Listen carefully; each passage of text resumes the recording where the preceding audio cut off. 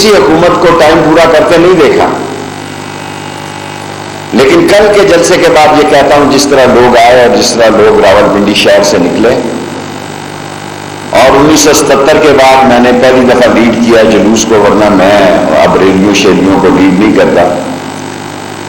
اور چھوٹی سی بات کرتا ہوں، حالانکہ پرائم منسٹر کی خواہش تھی کہ میں بہت لمبی تقریر کروں، میں نے کہا جناب میری ایک ہی تقریر ہے کہ جو حلالی ہے، اصلی ہے، نسلی ہے، اور اگر جس نے آپ کے نشان یا آپ کی حمایت پر ووٹ دیے ہیں اس کو آپ کے ساتھ کھڑا ہونا چاہیے، ورنہ وہ بلیک میلر ہے، وہ بکاؤ مال ہے، اور علاقے کے لوگوں کو ان کا سوشل بائیک آؤٹ کرنا چاہیے، کیونکہ یہ پاکستان کی جمہوریت کے لیے، پاکستان کی بر صغیر کی سیاست میں ایک اسلامک اٹامک حکومت کے تحت جو اس کی ذمہ داریاں ہیں اس کو کمزور کرنے کی سازش ہے۔ یہ گینگ آف دی تھری جو ایک دوسرے کے ساتھ نہیں تھے، جب بھٹو کو پھانسی لگی تو میں بتانا نہیں چاہتا کہ قلم کس نے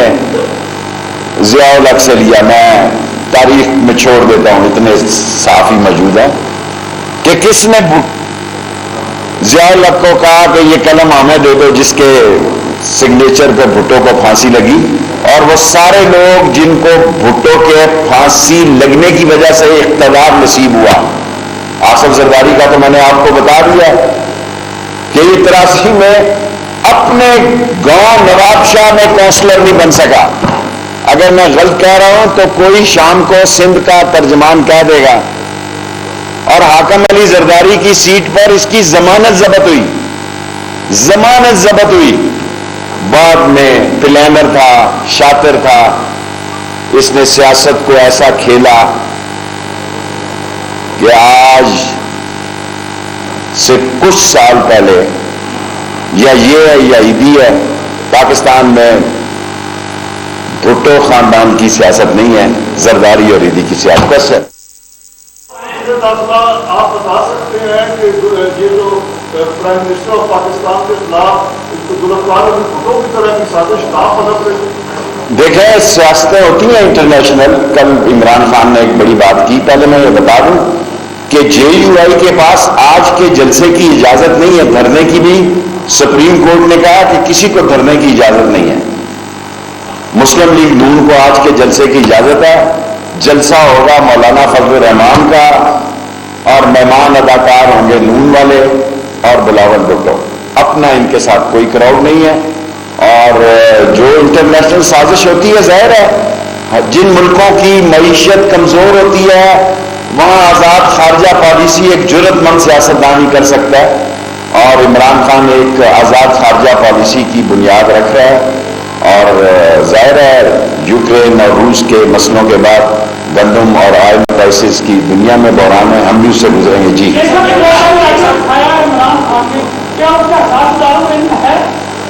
میں نے رات سنا ہے کہ شاہ محمود نے کہا ہے، مجھے اس لیٹر کا کچھ نہیں پتا، میں زندگی میں کبھی وہ بات نہیں کروں گا جس کا مجھے علم نہیں۔ قریشی صاحب نے جب یہ کہہ دیا کہ وہ لیٹر عسکری قیادت سے شیئر بھی کیا گیا ہے، اب جب پاکستان کے خلاف یہ عالمی سازش ہو رہی ہے اور کیوں ہو رہی ہے وہ بھی انہوں نے بتا دیا، عسکری قیادت کے علم نہیں لیا، اگر آپ ہی وہ نیوٹرل رہتے ہیں تو پھر آپ کے خیال میں یہ سازش کا حصہ ہوگا؟ میں عسکری قیادت کو، پاک فوج کو پاکستان کی سالمیت کی نشانی سمجھتا ہوں، اور میں عظیم فوج کو اتنا ذمہ دار سمجھتا ہوں کہ اس کی نظر کسی کی ذات پر اور سیاست پر نہیں بلکہ پاکستان پر ہوتی ہے، وہ جو بھی فیصلہ کریں گے پاکستان کے حق میں کریں گے۔ میں نے آپ کو اپنا سیاسی فیصلہ سنا دیا، اور میں پچھلے 1.5 سال سے بطور وزیر داخلہ یہی کہہ رہا ہوں کہ اسٹیبلشمنٹ صرف پاکستان کے ساتھ ہے، اور میں نے آپ کو بتا دیا کہ 30-31 کو فیصلہ ہو جائے گا، عدم اعتماد آر ہوگی یا پار ہوگی۔ جی سر، 4 سوال کریں 5 منٹ میں۔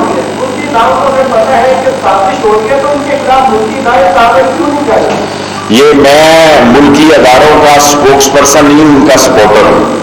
سو یہ ISPR کی آپ میٹنگ میں جائیں اور اس سے سوال کریں۔ Of course I am sure. دیکھیں میں نے تو سیاسی تجزیہ کہا کہ 30-31 کو آر پار ہو جائے گا، لیکن میرا سیاسی وجدان مجھے یہ کہتا ہے کہ 1 گھنٹہ پہلے تک بھی صورتحال بدل سکتی ہے، کیونکہ 172 بندے انہوں نے لانے ہیں، ہم نے نہیں لانے۔ میں تو آپ کو پتا ہے پہلے دن سے خان صاحب کو کہہ رہا تھا کہ حج کے بعد انتخاب کرا دیے جائے اور پنجاب اسمبلی کو توڑ دیا جائے، لیکن خان صاحب نے مجھے یہ اعلان کرنے کی اجازت نہیں دی۔ میں تو اس ملک میں ایمرجنسی لگانا چاہتا تھا، سندھ میں بھی میں گورنر راج چاہتا تھا، کیونکہ بک رہے ہیں لوگ۔ جس جمہوریت میں ویڈیو آ رہی ہیں، آڈیو رپورٹس ہیں، مجھے کسی نے کہا کہ آپ یہ چلائیں کہ یہ تھیلے جا رہے ہیں ہوٹلوں میں بستر بند قسم کے 50 کی میں نے کہا یار یہ بہت گند پڑ جائے گا اس ملک میں۔ میں یہ چاہتا ہوں کہ اس ملک میں بے شک لنگڑی لولی کمزور ناتواں جمہوریت ہو، لیکن جمہوریت چلے۔ یہ نہ ہو کہ یہ کانوں کو ٹانگوں کے نیچے سے ہاتھ لگا کے کانوں کو پکڑے کہ 10 سال تک یہ ہاتھ ملتے رہے، میں یہ نہیں چاہتا۔ جی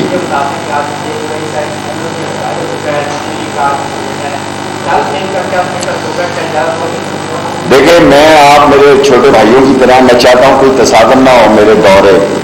وزارت داخلہ میں۔ JUI کا NOC ختم ہو چکا ہے، لیکن آج نون کا NOC ہے کہ وہ وہاں جلسہ کر سکتے ہیں۔ میں نے آپ کو کہا ہے کہ انہوں نے مولویوں کو کرنا ہے آگے، اور میں فضل الرحمان صاحب کو کہوں گا کہ ان دونوں لیڈروں کو، دونوں پارٹیوں کو باوضو ہیں ادھر، کیونکہ رمضان کے بعد تو لوگوں نے تراویحوں میں چلے جانا ہے، ان کا کراؤڈ بھی ختم ہو جانا ہے۔ سو میں الجھنا نہیں چاہتا۔ آج کے دن نون کو اجازت ہے، کل PTI کو اجازت تھی، وہ سارا اسٹیڈیم رات خالی کر گئے۔ ایک آپ کا سوال ہو گیا اور ایک سوال، اس کے بعد کل فیصلہ کروں گا۔ ابھی میں نے DC کو کوئی آرڈر نہیں کیا،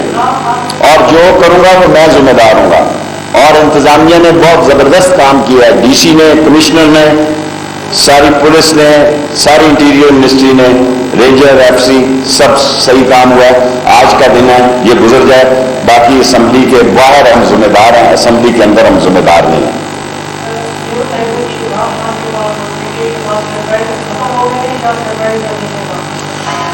دیکھیں، میں اپنے سوالوں کا، میرے ساتھ یہ زیادتی ہے کہ مجھ سے آپ ساری منسٹریوں کا جواب پوچھتے ہیں۔